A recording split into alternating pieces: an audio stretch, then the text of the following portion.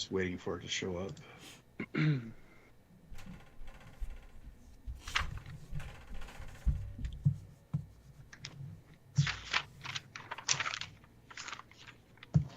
The sketchbook has become an amalgamation of like my sketches and my kids' sketches. Tom, we haven't met before, have we? I don't think so. I don't think so. I asked Wes before because I didn't know you guys really, and I haven't listened to the show in so long. But that's more because I listen to like 2 podcasts now. I don't have a lot of podcasting time. We get it. Yeah. No. Exactly. I would like to say it's because of the lack of commutes now that our numbers dropped, but that's not true. Well, so after the move, I listen to less now, and I haven't found my new like groove in life. Mm-hmm. So it's all a bit different, you know. I get that. I think the commute thing is valid because yeah. I was behind on most podcasts because I wasn't driving to work every day. Mm-hmm. At least for about a year I'm and sure a half. it does affect it. I'm just I was making an excuse for us not to have big viewership, which may or may not be the case. Well, my mom stopped listening to our podcast, so our numbers cut in half just with that. It's funny you say that. I used to listen to podcasts like all the time because like taking my kids back and forth to school and daycare and whatnot. And then I signed up for Audible, and I haven't listened to a podcast in months. I was like, oh man, I'm so behind. I'm gonna run out of space on my phone because my phone keeps downloading the podcasts I haven't listened to yet. Look at people filling in already. Look at that. That's cool. Someone already said Frogpod. You're infamous already. Cool. Probably Dave Bauer. Where is he? It's not actually. Nope. No? No. Nope. It's Dad from Dad Crafted. Yeah. Nice. Think I'm ready when you guys are. I'm ready. I'm ready. Everything looks good so far. Are we gonna have a frog-themed introduction? Are you volunteering? Like Kermit the Frog? Hi ho. Yeah. No, that was perfect. Oh god. Are you volunteering? Because I got nothing. No, like I was just asking. All right.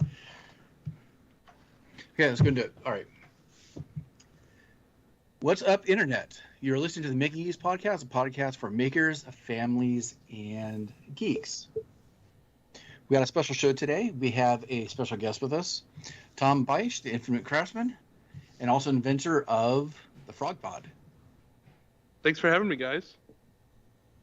Thanks for being on. And a couple days ago, if nobody knew who you were, a lot of people know who you are now because, oh my gosh, the amount of sharing that everybody on Instagram has been doing over the Frog Pod has been monumental. I'm so relieved. Like, this community is amazing. It's amazing. It's extraordinary. So welcome. Welcome, man. Thank you. So what you guys been up to this week? Aside from podcasts or promoting a cool product. Avoiding the heat as best I can. It's been hot here.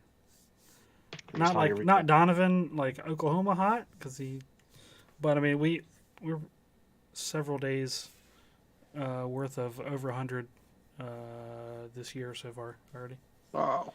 The first one was in May, which was super atypical for us. Besides that, I haven't really been doing too much. The saga of our back deck and house renovation stuff is still continuing. We're going to do some more kitchen stuff soon, so I'm all over the place with other non-maker channel related activities that are keeping me busy. It's amazing that's still a thing. I know. What, my channel or my activities? No. Well, Oh, okay, if we're going to be honest right now.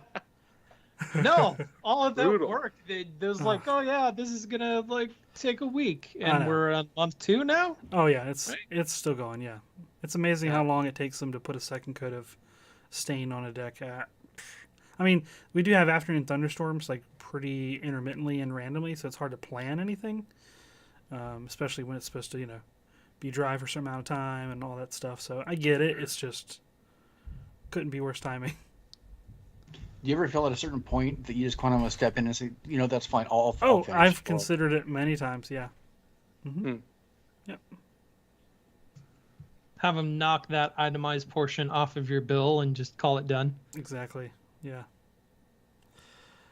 Besides that, not really much going on in this neck of the woods. How are you, Donovan? Oh my gosh. I think I'm the exact opposite right now. I have so much going on. It's hard to keep up with all of it.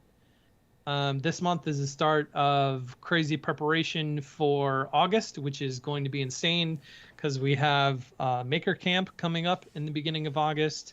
I have other stuff for work that's coming up in August. So we have Maker Fair that's also coming up in August, which is going to be really big. And so I'm trying to prep and build a brand new display and a booth for that because we're going a little bit bigger this year than we have in the past. I have 5 projects and 5 project videos in the pipeline at the moment that all need like that second coat of paint on the deck, so to speak. We could all use one. That I'm trying to get done, and all that kind of stuff, and it's weird because I think I've officially hit that moment where I'm like I need to hire somebody. I need help. I've gotten to the point that I can't do this by myself anymore, and it's gotten too big for. Not that I've gotten too big for my britches, but this YouTube adventure has gotten a little bit too big for its britches, and so I'm looking into the possibility of bringing somebody on. So are you going to hire somebody to do your editing so then you can do the editing for the other two? That's what I'll say. No, it's not the editing. The editing I have no problem with, which is why I do editing for like freaking everybody else. But it's like all of the shop stuff and the tedious stuff. Like I really need to update my website and I need to update my shop and I need to like all this kind of stuff that I just don't have time to do anymore just because of everything else that's going on. So I've been crazy busy. It's been good. It's been exciting. Going out into my shop is not pleasant anymore because it's hot. It's so hot. And so it's either early in the morning or late at night with lots of sweating because in the middle of the day when it's like 110 in my garage, I'm like, nope, I can't do it. You should try to get one of those air conditioner sponsors, like with those systems. Yeah. So does anybody, like, this is to the ether, anybody listening, do you have experience on cooling the shop with like a split air conditioning system? And the reason why I ask is because there is this unused portion of the outside of my shop wall that a condenser or whatever kind of unit they need to put on the outside so that the system can lay in the inside, like, is a perfect spot for it. But I don't have any experience in doing anything like that. So if you have had experience doing anything like that, let me know because I would love to hear feedback before investing in something like that or reaching out to a company. Maybe a company does sponsor videos and would want to do it, but I don't know. I don't know that world. And so I actually have to put one in here. There's a new shop for me and I need a 3-headed mini split. And Komar Project did a pretty good video. I don't know if you know Komar Project, Komar, but he did a great install video. And he's just one of us. He's not a HVAC guy by any means, but it went well. How big is your shop, by the way? It looks substantial. Yeah, well, it's angled perfectly to make it as impressive as possible. But it's 30 by 45, and it's just an open room, and it's got like 20-foot ceilings to the peak. That's a dream. A little bit. We just moved 2 weeks ago, give or take, about an hour and a half away. I moved myself, which I had a month to do it, and it went well. But that's what I've been doing. Like, none of my machines are plugged in. I bought an extension cord for my table saw, which is 220 volt, and plugged that in so I could do something. But this is It's been a lot. And then I decided to launch a freaking Kickstarter in the middle of all this. I don't know what I was thinking. So No. We need to add the caveat. You launched a very successful Kickstarter in the well, I middle. didn't know that at the time. I just did it.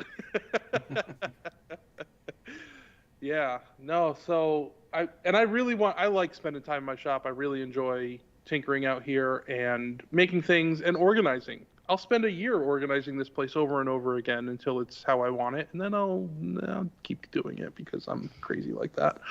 But I moved myself because I have big machines. So I have, like, you can't see this, but I have 2 Bridgeport mills over there. I've got a giant surface grinder and a couple big lathes, and the movers don't move that stuff. You have to hire riggers, and I'm like, that's great. Like, it would cost me $10,000 to move an hour and a half, and I just started doing it, and the more I did it, the closer I got to actually moving everything, and I'm like, I might as well just keep going and pocket, the $5,000 to move the house. So, I don't think I'll do it again. And that's where Frogpod comes in. That's all going into a savings account for the next move. So, To North Carolina, sweet. dude, I would, and then move back up here for 6 months because it's too hot down there. I'm in Connecticut. Nobody knows this. I'm in Connecticut, so I like it cold. That it is. Sean, what about you? I am putting the final touches on a video that should be out, I'm hoping tomorrow, where I'm comparing 4 different lasers based on speed. Since I have more lasers than I know what to do with now, I might as well compare them and try to put some useful information out there, and kind of surprised by some of the results. So I can't wait to share those results. Don't they all run at the speed of light? Spoiler alert. They're lasers. Wes, you just completely invalidated my video. I'm just gonna have to just tell them to mail the checks to me. It's a tie. That's a good joke. You should put that in there. Yeah. I'm gonna have you do the marketing material for the different companies. Okay. This laser is exactly the same as the other laser. You're welcome. You're welcome. But it's also just like another opportunity to trash Glowforge, so I'm gonna capitalize on that too. It'll be fun. And then one of my next projects just showed up at my door, so I'll have to work on that for next week. And I have, like Donovan, I have like 5 things going on at the same time too. I'm hoping I can get a lot of it done before mid-August, because that's when I go back to work, and have almost no time after that. So that's what I'm up to. And now to our guest of the hour. I just forgot I'm on video. I just yawned. This is terrible etiquette. I said before, what you're up to other than Frogpod, but I'm assuming that, you mentioned moving, but Frogpod's probably the main thing that you have going on, right? Why don't you tell us a little bit about it? Yeah, sure. How far back do I need to go? Well, it's a magnetic tripod mount, right? There. I got one over here somewhere. It's a 3-legged, 3-magneted mount with a 1/4-20 screw that goes through it, for those that haven't seen it and those that are watching. And you can put your phone on there. You can put a GoPro on there. You can hang a DSLR upside down from the roof of a steel building. It needs steel, and our garage. Like, I should show you around at some point. And there's just nowhere to put a tripod at all. Like, it prevented me from making YouTube videos, which and then my second kid has now prevented me from doing that, but that's another story. It got in the way so much, and I stopped being creative with video. So I made this thing called the Puck Pod, which was a hockey puck that I had laying around, and I put some magnets into it and stuck it around the room, and it worked great. It even worked like on the car driving down the road. And then I went on to recently, September. I kind of gave myself a challenge to design 100 products in 100 products in 2 years, so about one a week. And I knocked out like 35 designs in 35 days. Wow. And that was fun. Now, a lot of that was low-hanging fruit, like battery hangers for like Ryobi batteries and stuff like that. So there's like 8 or 9 of those out of the 35, but I drew them all, I printed them all, I posted them on my website, and the exercise was just to get way more comfortable with Fusion 360, the CAD software, and to learn what it could teach me, which I didn't know what it was. And now I have some ideas, and I've learned some things through that process just through repetition. So after 35, I kind of hit a wall, and I didn't really know what to make next. So I revisited the old puck pod idea. Like, the puck pod was over 2 years ago, and I printed exactly what the puck pod was. I printed a hockey puck, and I grabbed it, and I'm like, well, this is stupid. It's not even a hockey puck anymore. Like, it's just like, it's like a bench cookie. It was so dumb. So I was like, well, how can I make this better? How can I make it, connect to more surfaces, curved surfaces, things like that? And I started giving it legs, and I started giving it all kinds of stuff, and it turned into the spider pod with 6 legs, but all the magnets just kind of like, there were so many magnets that they all just kind of clumped up, and it was pretty useless. So I reduced the magnets, made them bigger magnets, and the frog pod is like only 6 or 7 iterations in, and it's final. It's what it is. So that's kind of where that came from. I was talking about, so I'm still telling my story for the first time a lot. Like, this is only like the 3rd or 4th time I'm really going through this. So Yeah, I'm listening to myself, and Sure. Yeah, thank you. It's funny how it changes from time to time, so you should go listen to all the other times too. But oh shoot, what was I gonna say? Sorry guys. 6th or 7th iteration. Yeah. Yeah, I'll circle back to it. I just can't remember. Oh my goodness. Oh, so just like all my other products, I think of them, I make them, I refine them, and I post them on my website for sale in like a day. Like, sometimes I was doing 2 or 3 a day in that early month. And I did that with the frog pod. I posted it on my website, and it sat there for a day, and nobody bought it. And well, because nobody knew about it. Like, it was just on my Instagram stories, right? So my market was pretty small in that case. But my friend AJ Huff told me, he's got a channel called Design the Everything, and he told, Wes, you told me you brought him into the community. Is that what you meant? I'm pretty sure. I'm 95% sure. No, I'll give you the credit, and I'll Yeah. deny him if he says any different. That's fine. Ask anybody if they're surprised by that fact. So he's done a bunch of Kickstarters. He does a lot of everyday carry stuff, and he looked at it and he goes, "Hey, that would be a good Kickstarter product." And I kind of just looked at him. I was like, "Why? Like, why do I want Kickstarter? Why do I need Kickstarter? That's not what I'm doing. I'm just trying to pump out designs." And like, that was kind of my mentality. That's not what I said to him necessarily. I was like, I'm just trying to get through this thing to learn what I need to learn. And he's like, it's tech, it's design, and you get the Kickstarter audience, not just your audience. So that encouraged me to do it. And I was like, well, it'd be cool. Like, it'd be cool to say I did a Kickstarter, like, just kind of check that box off. And excuse me. So I started working towards that, and I was like, oh, it'd be cool if I sold like 50 of these, because none of my ideas sold very many. They sell like 2 or 3 a month. Also, why I want to do 100 designs, because that's 200 or 300 things a month, and that's cool. So I started down that path and learning what it takes to do Kickstarter, and I started finally named it FrogPod, started the FrogPod account, and started sending FrogPods out to all of my maker friends. Almost all of my maker friends. Sorry, Wes.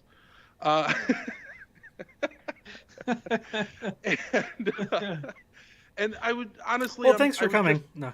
Yeah, thanks for having me, guys. It's good talking to you. So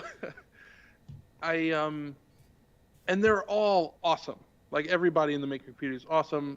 I sent them one. They shared it immediately. They did the things without me begging and asking and whatever.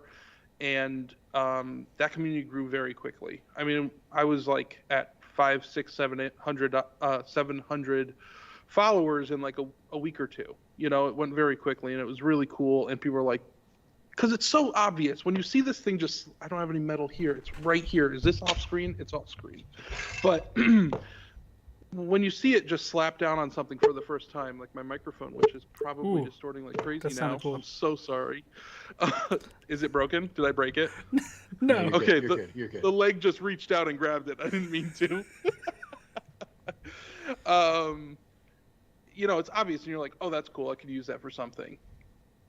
So the demo's really easy, and it's easy for the consumer to demo it, which I am dying to see. Like, I can't wait till I send all these out and people start posting their FrogPod screams, and I just get to share that all day, every day. And that's... What's a FrogPod scream? Oh, you got to slap it down. Mm-hmm. I hope I don't peek. You got to slap it down and go, FrogPod. That's basically the extent of my marketing, okay? It's not as catchy as By Menon, but it's close. Menon. Now, you're not ensuring Hot Pockets, the right? safety of any camera that's attached to those people slap it down on stuff, right? No, definitely All not. right. But there shouldn't really be any conflict, and there's a couple reasons why. One, your camera is not that susceptible to magnets. I Googled it like 3 or 4 times, and each time it said definitely fine.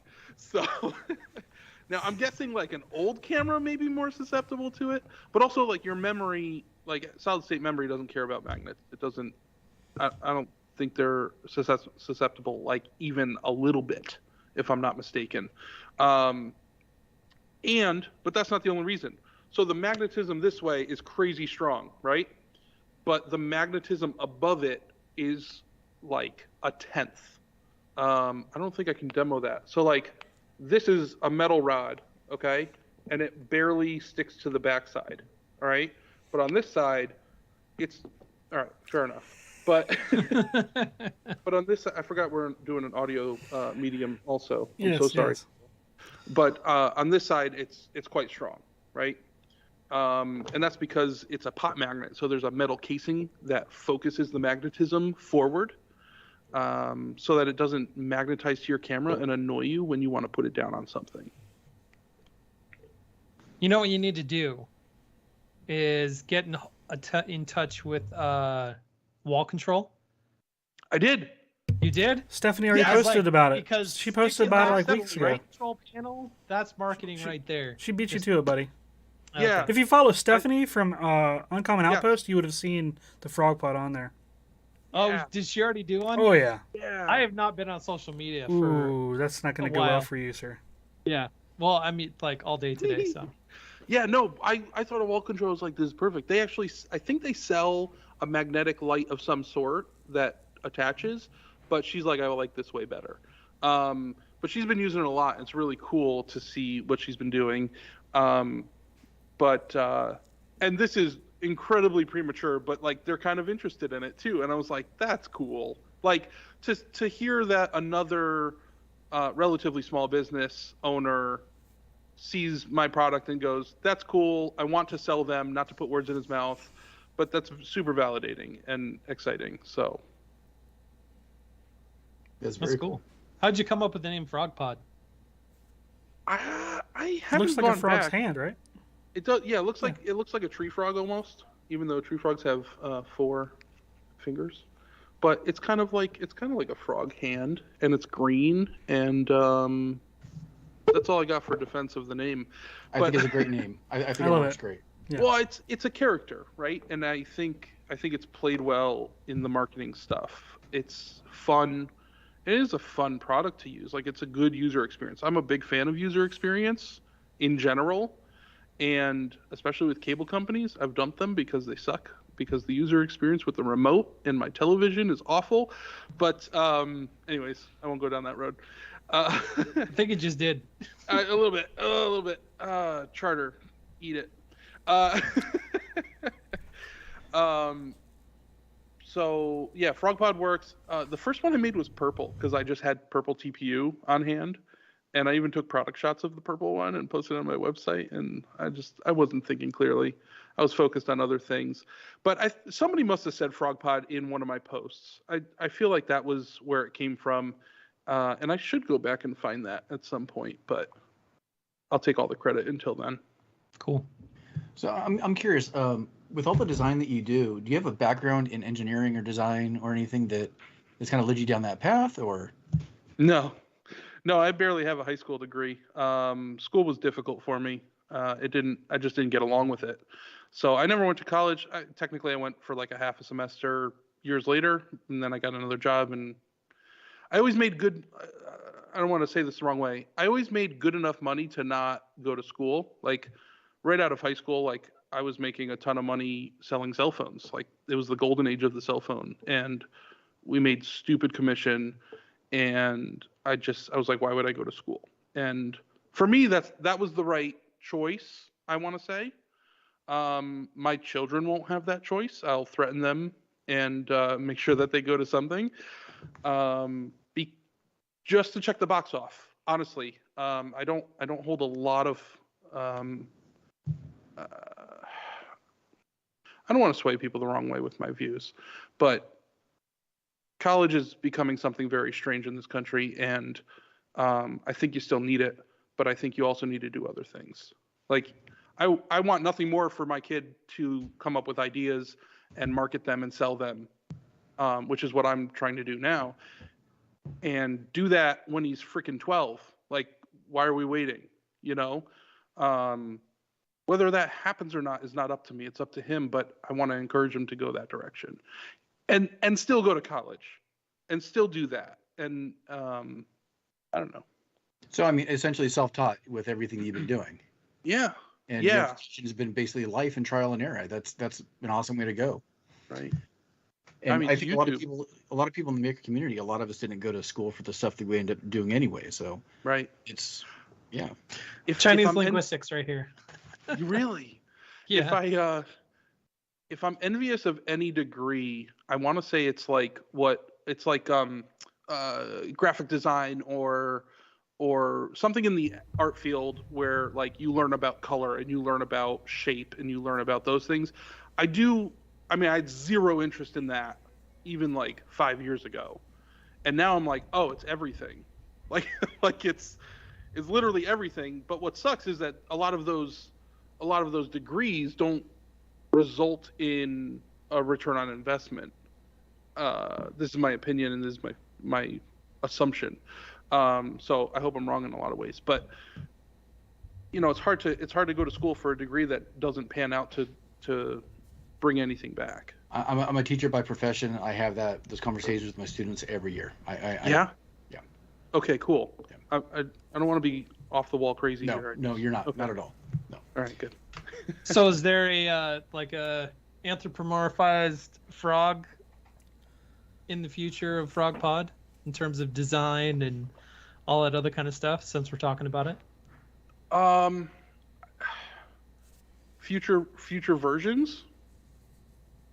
Or the Frog Pod Saturday morning cartoon show that's supposed to come out. Because Jesus. if I learn anything from He-Man, that's supposed to come out in the marketing push. I was playing with the idea of Teenage Mutant Ninja Frog Pods, but I think that's mostly used up by now. No, I don't think so. I think, I was talking to somebody the other day. I was like, I'm the guy on Shark Tank that Mark Cuban looks at and goes, you don't really want to run this company, do you? And I go, nope. I want to think of the next idea. And I definitely want to keep a piece of the company, but it is something that I would love to, like, if it, let's not pretend it is a company yet. But if it became that, it's something that I would love to offload somehow, whether it's licensing or selling it or whatever that looks like. I really don't know what any of that looks like. And I would be, if I'm lucky enough to even have to deal with those decisions, that'd be cool. But I don't want to run one product or one product line. That sounds super boring to me. If you look at my website, because there's only like 40 products on it right now, they're all very maker related, but they're all so segmented. Like there's no cohesion between them yet because I don't have enough. Like I need 1,000 products for that to start putting them into categories. So I do have another tripod idea though, and I'm going to try it afterwards, but it's not as fun as the Frog Pod. So we'll see how it goes. We've talked for years on this podcast about products that we would like to see or products that we had ideas for, because I think that for a lot of makers, being able to create something and sell it on scale is a pretty common goal. So you're accomplishing something that a lot of us have only talked about at this point. Can you talk a little bit about like the manufacturing process of? I mean, you're not printing these in house, are you? I am, but Oh. let me pause on what you just said though, if you don't mind. Sure. I am the guy that only talked about his ideas for his whole life, and my father was that guy. I love my father; he was a great man. But all we did was talk about it, and we never did anything. And that I know that about me, and I'm fighting like hell to not be that guy anymore. It's tough. It's so tough. It's very difficult. I don't have a lot to say on that yet because I haven't formulated those thoughts, but that's where I'm at. As far as manufacturing, that's a later subject. I can print them in house. I can up to a certain point. So I extrapolated this out. It was something I can't remember now, but it's something like if I sold 10,000 units, if I sold 10,000 frog pods, I could print those with 40 printers in 100 days or 90 days or something like that. And that is kind of manageable. But right around, I stopped thinking about it after 10,000 because 10,000 frog pods is $300,000 and I have a lot more options at that point. I can look at injection molding, I can look at all that. So I stopped caring about those big numbers right around that benchmark. But part of my hope was to buy a print farm because of this, and I'm actually not there yet. So as awesome and as successful as it has been, I'm still like under 300 frog pods, and I can do that in 2 weeks with the 3 Prusa minis that I have currently. So I'd love a bigger problem, not to skate around the idea of that also brings in money, but I honestly want the experience of having that bigger problem and working through that. And I don't think that's going to come with this Kickstarter campaign. I think hopefully it comes in a second wave down the line, and that'd be cool. It's awesome. Very cool. Very inspiring. Like I said, a lot of people think, and as you pointed out yourself, like, a lot of people have all these ideas, and it's myself included. Like, I have a lot of ideas, and it's the execution of them that's definitely the challenging thing, whether it's from external factors or internal.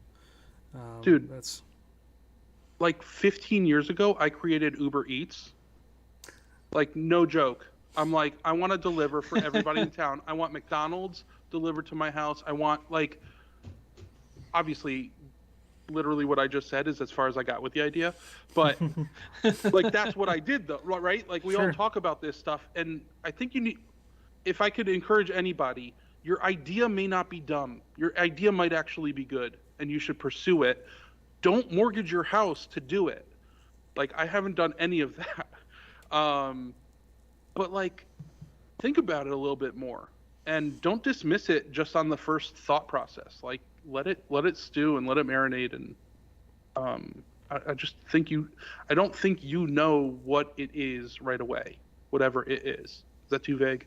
No, I think it's appropriate. It's as vague as it needs to be considering the conversation. Mm-hmm. Yeah. I really love seeing all the different people in the community have actually come out with products and the various degrees of success they've all experienced, whether it was Jaco, Jimmy Durest, I know AJ Huff, he came out with something that he did a Kickstarter. Spire Pen, yeah. Yeah, because we did a promotion for him on the podcast. We had it, yep. Oh, cool. He's done several Kickstarters now, and I didn't know this, but there's a huge quantity of people that are making small scale, I'll call it, successful products on Kickstarter. Like, you do a Kickstarter and you make 10 grand, 5 grand, like, that's awesome. Do it 7 times a year. Like, that's killer. And really, I'm doing this first Kickstarter so that I learn how to do my second Kickstarter. That's awesome. That's a great way to It's a great line, yeah. Yeah. Yeah, somebody else who seems to be constantly inventing too is like Andrew Klein. Yes, we had him on the show last week. It was so cool. He's one of my maker heroes. Sorry. I think we all have them. It's all right. Yeah. Yeah. He's great. He's a great mind. He does things I can't do. I like things with one part, like one moving part. This is my specialty. Like, this is one piece. Like, there's no moving parts and yet it moves. Like, that's my speed. And he creates the turbo vise, which has like 2 gear shifting things and 2, like, I don't think I have the patience for it. It's another thing about me I'd love to fight against, but not today. Is that something you're trying to overcome using a program like Fusion 360, or is Fusion 360 being able to do that? Yeah. Yeah, so I am not great, to get specific, I'm not great at organizing my design as I design. For those that have no idea what that means, it's hard for me to like create components and label them properly and be organized within my design. So doing a model with like 10 parts, I don't have enough discipline to do it properly. Yeah. Not that there's a right way to do it, but to do it properly so that I don't get lost and you get to a point where you just can't fix things anymore because you haven't done it well. So part of the whole 100 Designs thing is to kind of overcome some of that eventually. Right. Yeah. I use 3D 3D software, including Fusion 360, as like just an iteration, or it's like a sketchbook essentially. And in that, if you use it as a sketchbook, there's only so far you can go down that rabbit hole with your particular thing before it'll break, because it's not set up the right way from the get-go. And then, so I know exactly what you're talking about, but it's sort of hard for me to. I have to start out with the mindset of, okay, I have to click in my like more engineering side of my brain versus my artist side, which always wants to take priority, and I have to kind of iterate through it and step through it like methodically to make sure it's all like gonna work well. A while ago I randomly watched one of what's his first name, Wintergotten, the music Marbles. machine. Yeah, he does a lot of CAD stuff. He draws the whole thing in CAD, and he did a great explanation of how to organize a lot of that stuff and how to just model in another file and like import it. And I don't even want to say anymore because I'm already forgetting it, but and using like joints and joint origins to like place your stuff instead of just hovering in space. Right. And that took me to another level, but I still struggle with some of that stuff. But to your point though, almost everything I draw, at a certain point I delete it and just redraw it, because if it takes me like, it'll take me like 2 or 3 hours to get to this, and then the next thing I want to do to it, it's broken. So I'll delete it and I'll redraw this like in 3 or 4 minutes, and I'm right back to where I was, but I had to wipe the page, We're all just sort of staring at Donovan. He muted himself, which he thinks I was trying to be a professional and keep going. There's a show going on over there. I walked down my window and dropped out of sight, and I don't know where it's at. I don't have a fear of spiders. I do have a fear of brown recluse spiders, which are common here in Oklahoma, and if they ever bite you, your skin falls off. So go ahead and mute yourself again. But let me set the picture here for the listeners at home. So we're like carry on this 4-window conversation in Skype, and then all of a sudden, Donovan has like this surprised look, and he's looking like straight ahead towards like just off camera center.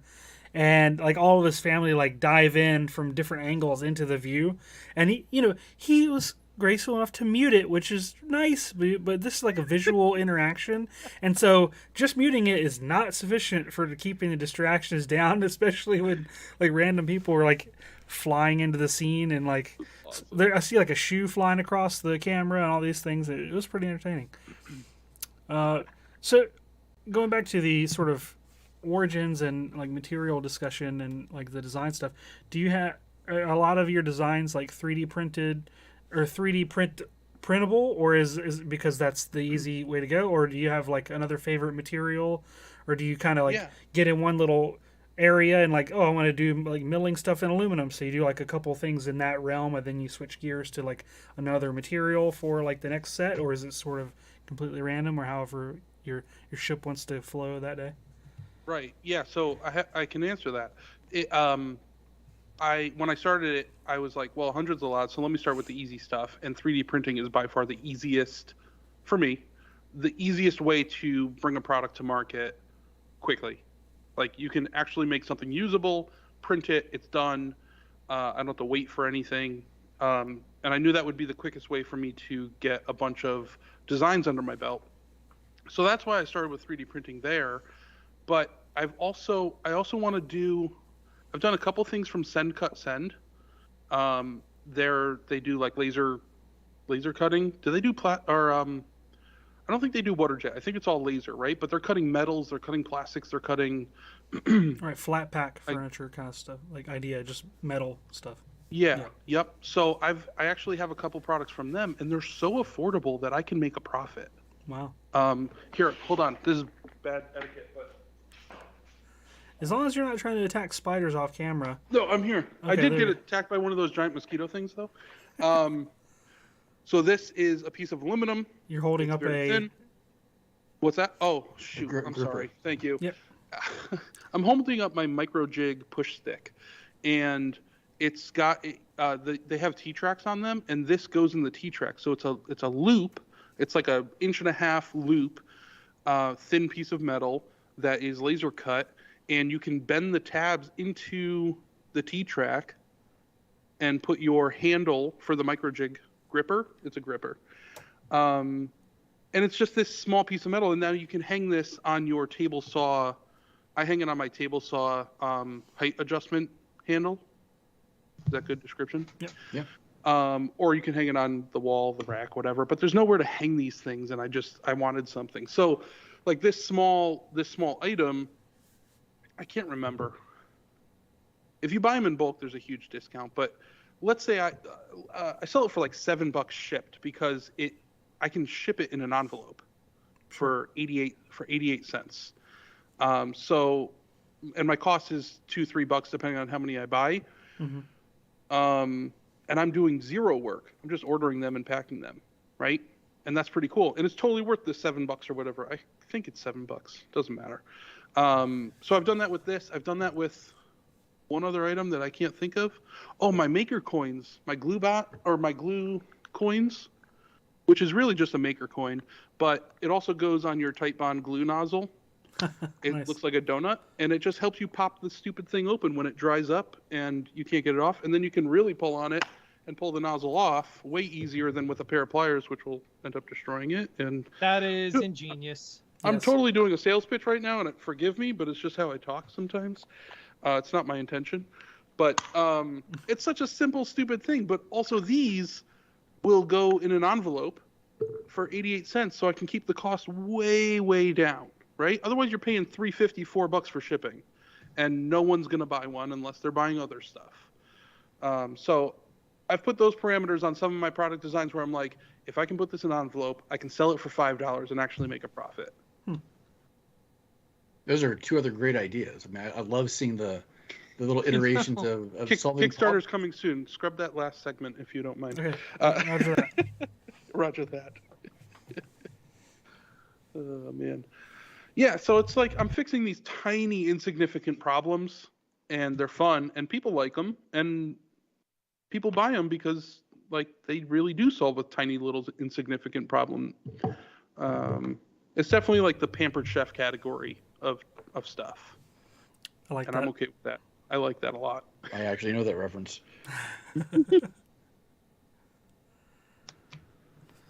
So we can't talk about your future ideas because that's obviously you don't want to divulge too many trade secrets there. Do you have any? There's only one secret that I won't tell anybody because I'm not sure it's a good idea yet. Future. No, I do have an iteration for the frog pod, but it's not great. It's not great yet. I don't know if it will be great. I think it needs to be an accessory. All right, so I try. So people, I'll talk about it. It's fine. This is super secret stuff. I wanted to put MagSafe in the center. Okay, but it sucks. I did it several ways, several times, and it's awful. So MagSafe is the magnetic ring that's in your iPhone, specifically iPhone. The ring is like, it's massive. I don't even know. It's like 2 inches. I think it's like 2 inches around. So it would make the frog pod proportions look really dumb. It does make it look really dumb. And the magnetism is not strong enough I wouldn't want anybody to put their phone on this thing. Like, it's not strong enough. And you can't just grab, like, I love slapping this thing down and just ripping it off surfaces. And you can't do that with the MagSafe because you just rip your phone off and then you got to try and pry the frog pod off of whatever surface you put it on. So that was an iteration I tried to go down, and it might happen in the future, but I think it's going to be an accessory that you can just screw on. I did glue one of those pop socket. Pop socket makes like a sticker thing that you can like put your pop socket into. I'm not describing that well at all. Like the pop socket slides into it and holds on. The little holster kind of. Yeah, holster is a good word. I like that. I'm getting it. I'm picking up what you're putting. And that worked way better than the MagSafe magnets. I even bought several MagSafe magnet arrays, and I even bought really strong ones from China, and they still weren't good enough. I wasn't comfortable putting my phone up there, so I skipped it. It was better to keep the focus on, the niche market. Speaking of which, I needed to narrow my focus of the frog pod in general. Like, I was trying to do everything with it, and it does do everything. Like, it does, like, I had a friend hang up a 8x2 foot banner under a pavilion with two of them. And, like, that's brilliant, right? But that sucks as a product. Like, you can't put that on the shelf of Walmart, right? But you could use it. You Sure. can still use that, right? One of the recent good ideas I heard from somebody that ordered one and reached out to me was he's a heavy equipment mechanic, and he wants to hang his multimeter in the awkward spots he needs to hang his multimeter on these giant machines. I'm like, this is brilliant. And his clipboard that he carries with him up for everything, he wants to slap that on the machine and stuff. So, like, those applications are my favorite, but the one that is the easiest to market is the New York City vlogger, like, unfortunately. And for us, we're not New York City vloggers. We're all makers, and all our machines are metal, so it makes sense there too. I think it works in terms of your marketing because for the maker community, we end up solving those problems already anyways of looking at, I can use it for that. But the general use person needs that application to be shown. And like the diversity vlogger, like you said, I think they're the ones that have to be shown directly. We like actually figuring out all the different uses for it. Yeah, I hope none of you use it with a camera. Like, that's my like I hope. I understand what you mean by that too. Yeah. Yeah. I mean, a light is one of my favorite things to put on it. I buy those little like swivel. It's like a swivel light for a camera, right? Like a small LED panel. Nothing is super useful. I think you should. Have you seen the LED throwies from back in the day? No. It's basically like a coin cell battery with a LED like soldered directly to it, and then a magnet. And so people build like 20 of these things and just like throw them on like metal signs, and just to be like annoying, just sort of like a avant-garde. Like, here's a blink and it blinks, right? Or it's solid, however you set it up. It's like super simple circuitry. It's like 2 pieces, and they used to have them a lot in make magazines, and people would just like have examples of like uses, and they're just to be silly with them, or just throw them on all sort of metal things around society. That why is there a blinking light? And then people take that idea and like extrapolate and get into too much trouble. Like, there was that one dude that made that one blinking, or he made like a character with like a matrix of LEDs or something. Remember this? Like about 5 years ago, somewhere in Boston, I think. And it was like a Space Invaders icon or something like that. And he hung it on a bridge. Do you remember this? And he got like the FBI, and they shut the bridge down and all this stuff. What? Yeah, this is sort of like a tangent from that initial simple idea of one blinking light. But yeah, it was sort of like an art piece, or he was trying to be hip or whatever. I forget the exact situation, but I swear that was the thing.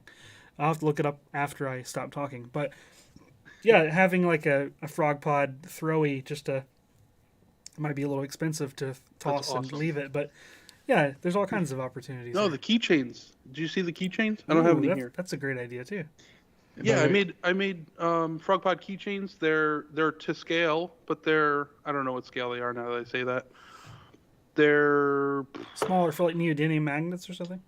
Yeah, smaller magnets, nice. And they hold a couple keys. Like they hold my key and my key fob, and that's really all I keep on my keychain. And they'll hold a couple more than that, but you can fold them up if you want to. You can leave them open. I leave mine open now. I used to fold it up, but it was a pain to open it up to like put it on my fridge.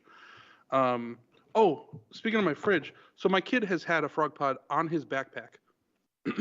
You can take the 1/4-20 screw. It's got a D-ring, and you can take the 1/4-20 screw out and put it through the other side of the frog pod, and then put a 1/4-20 nut on it, and it's a hook, or it's a loop for you to put a carabiner on it. And I'm selling them with a lot of the frog pod kits. So now you have a magnetic hook, right? So that's how they did the banner. But it's been on my kid's backpack. He hangs it on his locker. He hangs it on the refrigerator, and like his entire backpack. Now he's 7, so he doesn't have huge giant books, but it'll probably hold a good 15 pounds. I would even go a little higher, but I don't want to oversell it. All right. So but your camera bag, hook it on your camera bag in between uses. By the way, Lauren B in the chat says there should be a coffee table book, 100,000 or 1,001 ways to frog pod. Yes. Yeah, I paid her to say that. That's my sister, unless she has actually changed her last name since she got married. I'm guessing Lauren B is my sister. So I looked it up, and I said it's like 5 years ago. This was in 2007. All right, so time works weird after the pandemic. Right? Yeah, that's fine. Yeah, 2007. Northbound traffic on I-93 and some other trains were delayed because of a bomb threat, or was called in. It was just a suspicious object stuck on a steel girder underneath the interstate. It sounds, it sounds suspect. It ended up being an LED sign that was part of a larger guerrilla advertising campaign for the upcoming film based on Cartoon Network show Aqua Teen Hunger Force. They sent 40 of these signs around. Yeah, that's it right there. Yep, he's holding it up. Yeah, they sent it around, and there's just like a picture of it, like on the overpass that's lit up with multicolor LEDs, and it was like this whole. There's the picture I'm looking at exactly. Yeah, and they took in like the bomb squad officers and like all like the worst possible scenario, from that. God. And then there was of course internet people mocking the city for like overreacting or whatever. And so 2007? 2007. Yeah. Yes, 2007, Donovan. Yep. So it's kind of interesting. So, good times. I'm old. That's awesome. Oh man. So we are excited to see what happens with the frog pod. I think it's a great product. I love it when makers in the community come out with a product that just kind of starts taking off. Looks like a lot of fun. Yeah, I really wanted to make sure that the maker community knew that I was a maker, because it kind of spread out of my control, which is totally fine. But I'm just like, I'm one of you. Like, like this isn't some random product, because it's not a maker product, right? Like it's totally for makers, but it's not the maker knife. It's not, targeted to us, but the maker community has totally supported it, and it's been really awesome, and I'm so grateful. I know that this product is going to really easily make it into a lot of people's EDC. Yeah, I am more excited about the second wave. Like, it could end today, and I'm thrilled with the success it's had. I can't wait for you guys to get them and share them and use them, and then everybody else goes, "What the hell is that?" And and then visits and gets their own. Like, I'm excited about that second wave also.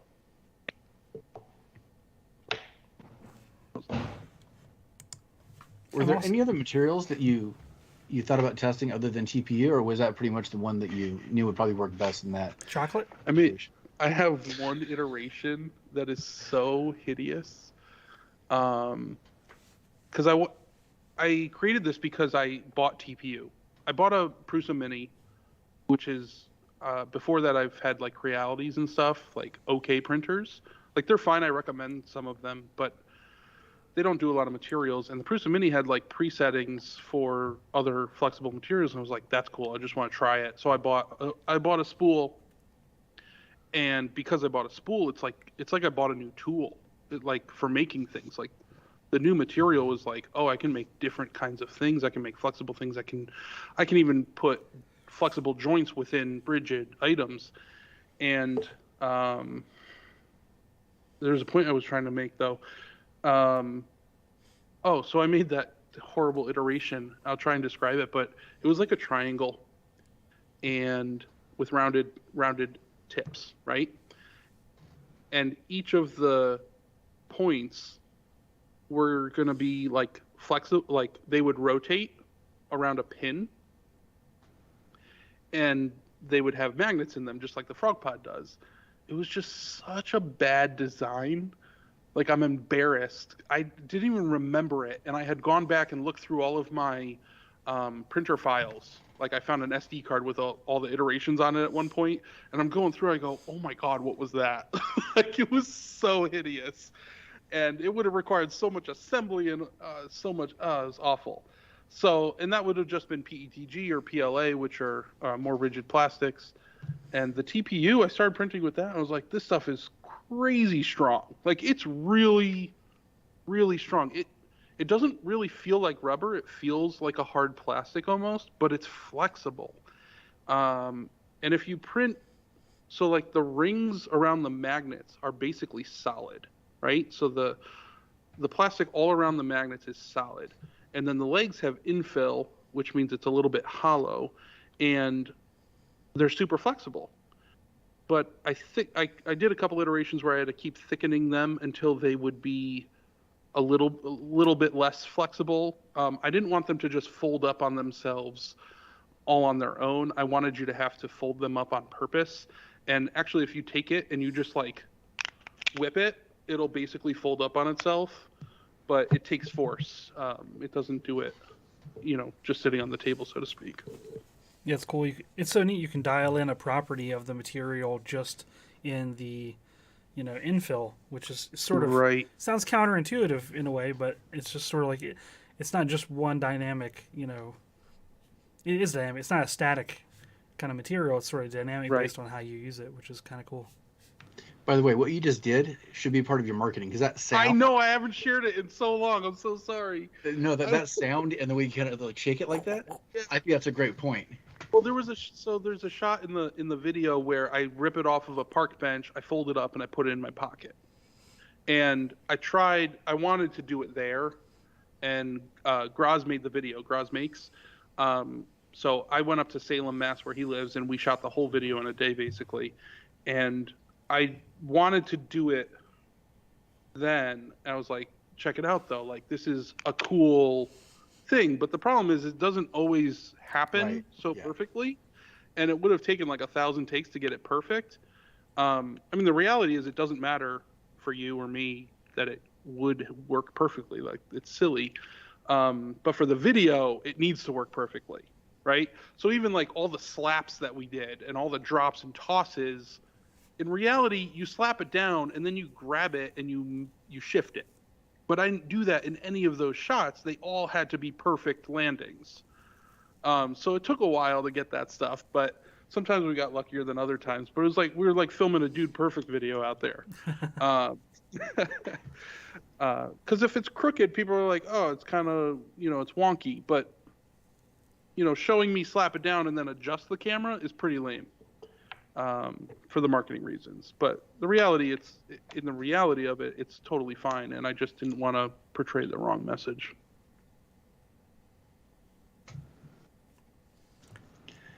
You guys ready to talk about what you're geeking out about? Yep. I'll go first. So I saw a trailer that I think it just got released today for a documentary coming out on Disney Plus that's all about Industrial Light and Magic, That looks awesome. and I could not be geeking out enough about it. Probably my favorite type of documentary is talking about the special effects houses, and especially the progression of, let's say, late '70s to basically modern times. And for the longest time, that is the profession I wanted to be a part of. Never quite happened that way, but I think being part of the bigger community is a pretty close analog to that. But I'm really looking forward to that. I think it comes out later this month, so if that sounds interesting to you, go ahead and check that out on Disney Plus. It's called like ILM, The Magic, or Behind the Magic, or something. I forget the exact name, but you'll be able to find it there.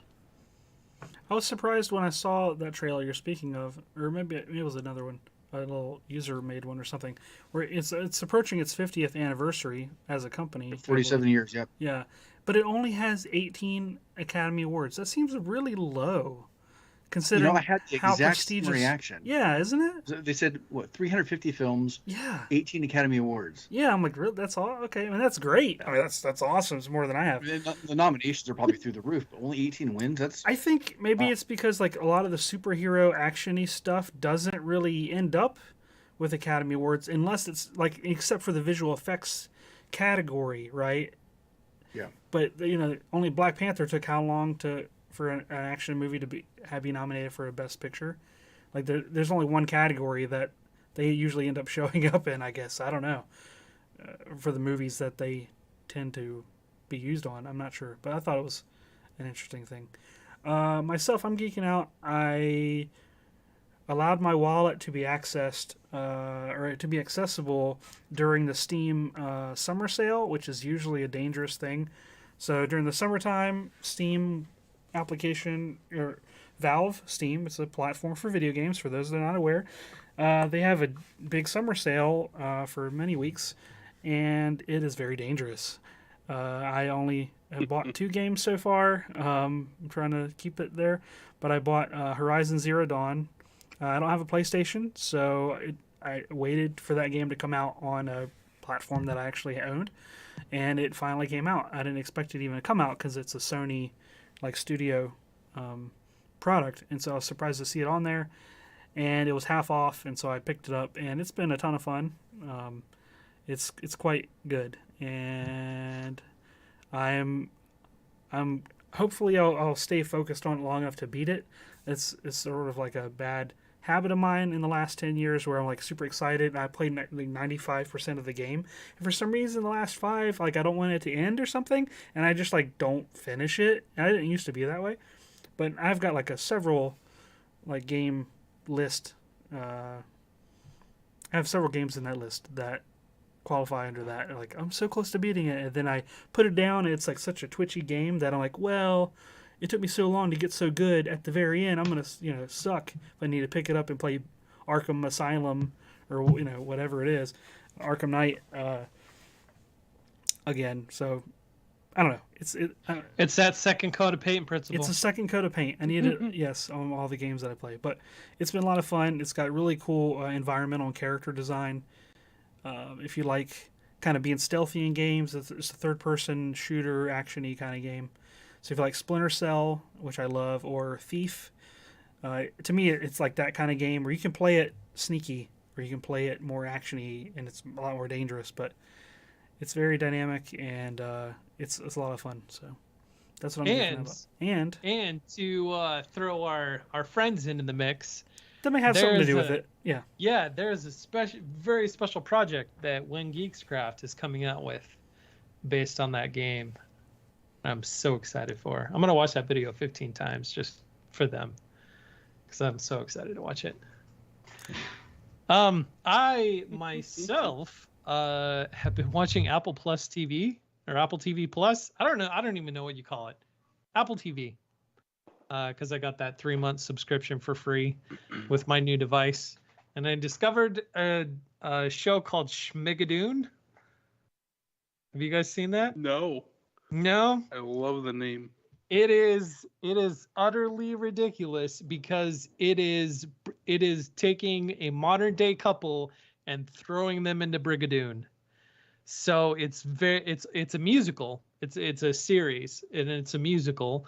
It was directed by Barry Sonnenfeld, who did like the what is the pie hole, the touches people and they come back to Pushing life. Daisies. And Pushing Daisies, did Pushing Daisies, a series of unfortunate Dead events. Like Me?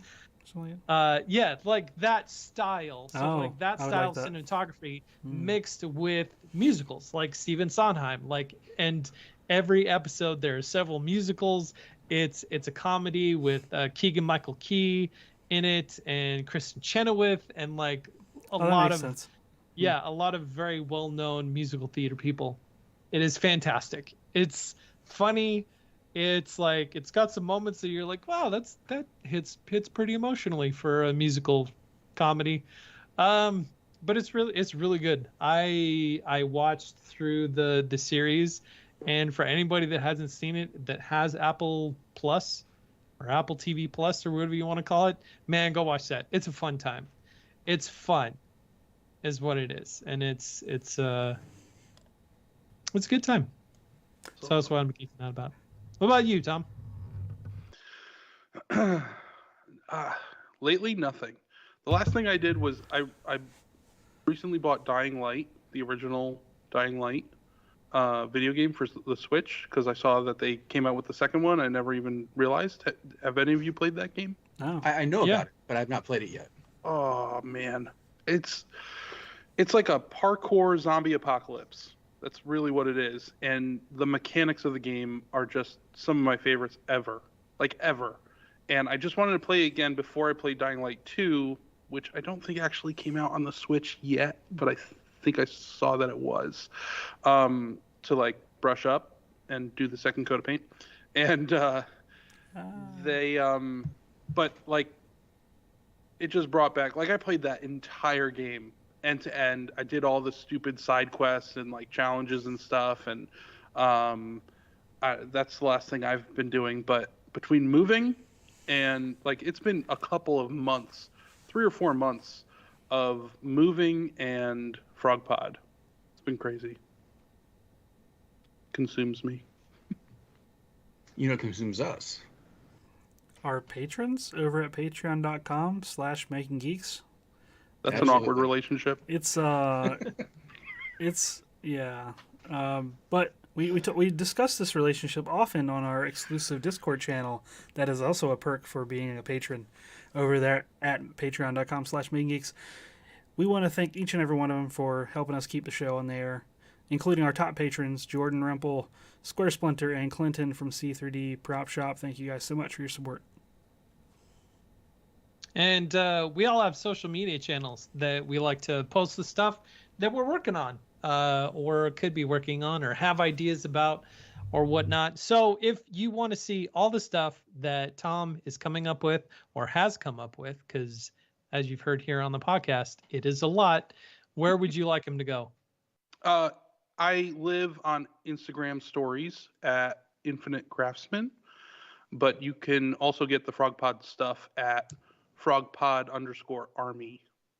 I've kind of separated them because they're both a little all-consuming, so makes it cleaner. Cool. And if Thank you want you. to see all the laser stuff that Sean is working on, you can follow him over at Geek Builders. If you want to see the stuff that Wes is eventually gonna like come out with, it's gonna be great. Ouch. You can follow him on Geeksmithing, and if you want to see the plethora of Ninjago stuff that I got going on right now, you can follow me at Once Upon a Workbench. And if you'd like to contact us directly, specifically about the show, you could do so through our website at makinggeeks.com. On the contact page, if you have ideas for topics or any recommendations for the show, just go ahead and send them there. You can listen to all of our past episodes right there in the browser, your favorite browser of choice. And you can also check out the shop where we have some Making Geeks themed merchandise for you to check out.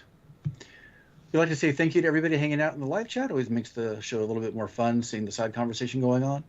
If you'd like to be part of that fun, we record every Thursday evening. And that's on YouTube. And we start recording 6:30 Pacific and 9:30 Eastern and 8:30 Central. You can find new episodes of the podcast every Saturday morning on your favorite podcast player of choice. Want to give Tom a huge thanks for being on the show. Thanks, buddy. Thank Great talking to you guys. Thank you very much for having me on. This was fun. Anytime. I'm available next Thursday also if you need somebody to fill in. Hey, don't promise. We will call. We have called guests back on the show a I'll do second it. time. We've done that, so don't. Call me threaten back us. in like 2 months when I have more knowledge about the thing I got myself into. We'll do like a That'd be post-mortem. fun. that'd be kind of cool. That'd be Oh, great. yeah, we'd love to do a follow up after Yeah. the Kickstarter. Totally. Good luck with the rest of the Kickstarter. It looks looking good so far. I can't wait to see it in people's hands. So Thanks, thank you, guys. Tom. Thank you. So from all of us to all of you, have a fantastic week. I messed that up. I thought you were gonna do a frog pun at the end, man. Come on. No, but Frog Pod. Frog go pun. check out Frog Pod at frogpod_army Yes. on Kickstarter. Let's check it out. Have a great week, everyone. So smooth.